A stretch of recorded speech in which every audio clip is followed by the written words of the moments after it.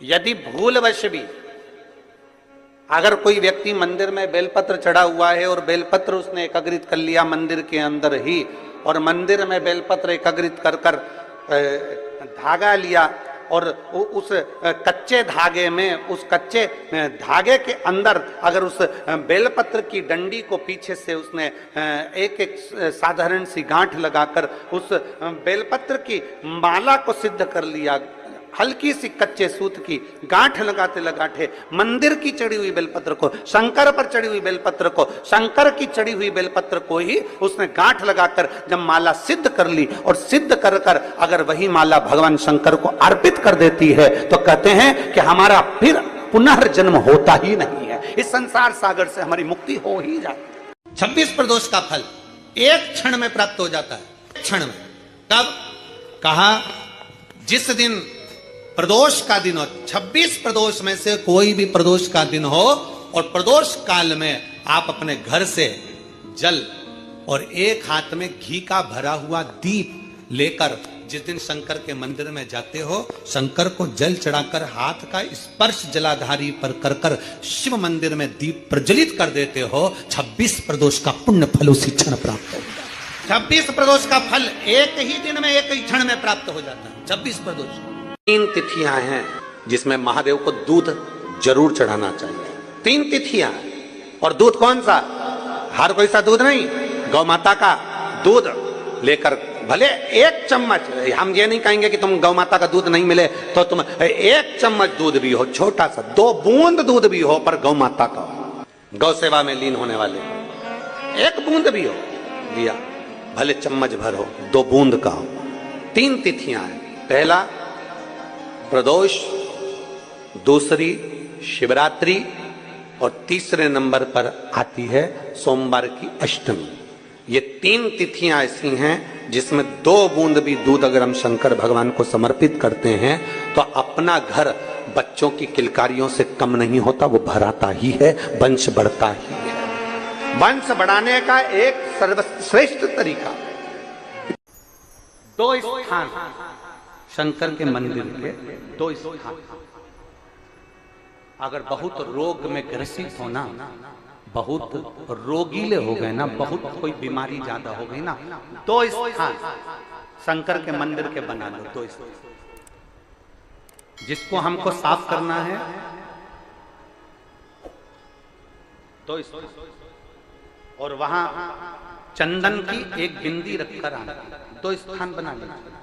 पहला, ये जो जलाधारी है, अशोक सुंदरी वाला जो स्थान है, पहला स्थान अशोक सुंदरी का स्थान, जहां पर बीच में एक मोटी सी लाइन रहती है, उसके आसपास में जो जगह रहती है उस जगह को जल से साफ करिए, और जल से साफ करने के बाद में उसी को अपने शरीर पर थोड़ा सा लगाइए, हाथ को धो लीजिए, थोड़ी सी चंदन की बिंदी दोनों ओर लगा दीजिए। पहला स्थान।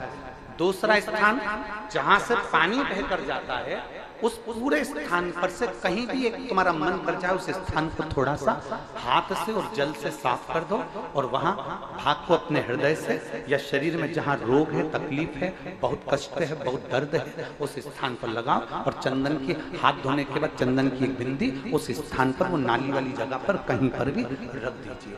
ये 2 जगह आप साफ करना सीख जाओ। ये 2 स्थान आपने अगर साफ करे हैं तो निश्चित है कितनी भी बड़े से बड़ी बीमारी है उसका रिजल्ट अच्छा ही आएगा, वो बीमारी समाप्त होगी,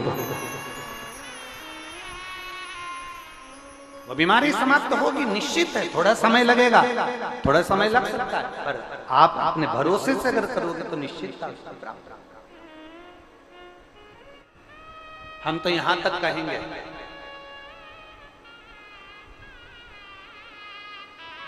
यहां तक कहेंगे, यदि इन नेत्रों की रोशनी भी अगर कम हो रही है ना, आप चश्मा लगाओ, डॉक्टर को दिखाओ, दवाइयां लो, जांचें कराओ, डॉक्टर बोले ऑपरेशन का ऑपरेशन कराओ, क्योंकि हमने पहले भी कहा कि डॉक्टर शंकर का एक रूप होता है। हमने पहले भी कहा कि डॉक्टर शिव का एक रूप होता है, आप जांच कराइए, आप डॉक्टर को दिखाइए।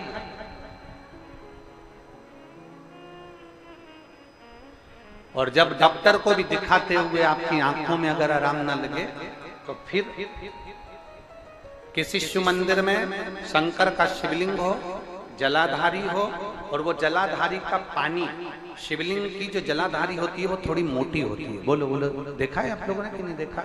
जिसपे ये शिवलिंग रखा रहता है, ये शिवलिंग जिस पे रखा है वो मोटा होता है कि ना?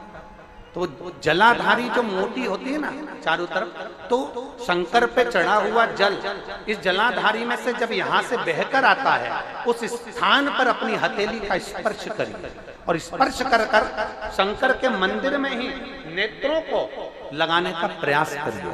22 से 25 दिन तक आंखों में लगाने का प्रयास करना। 30वें दिन हमको पत्र लिखकर भेजना कि आपकी आंख की रोशनी बढ़ना प्रारंभ हुई कि नहीं, आपका चश्मे का नंबर ठीक हुआ कि नहीं। नेत्रों पर इस स्थान का महत्व है। ये गणेश और कार्तिकेय का स्थान, बीच में अशोक सुंदरी का स्थान, शिवलिंग, शंकर के ऊपर जो जल गिरता है, शंकर जी की 5 लड़कियां, जया, विषहरा, सामरीबारी, दौतली, देव, जिस पर शिवलिंग रखा है, ये पार्वती जी का हस्तकमल। और ये जो भाग है जहां से जल नीचे गिर रहा है, ये 33 कोटि देवी देवताओं की जो धर्म पत्नियां हैं उनका स्थान होता है, जहां से ये जल नीचे की ओर आता है। उस स्थान पर अपनी हथेली का स्पर्श कर कर अपने नेत्रों पर लगाना प्रतिदिन प्रारंभ करो। 25 दिन के बाद बात करेंगे कि नेत्र की रोशनी बढ़ती है कि नहीं। जांच भी कराना, डॉक्टर को दिखाना भी कि हमारी नेत्र की रोशनी का कितना अंतर है, जरा देखकर बताओ जरा। देखिए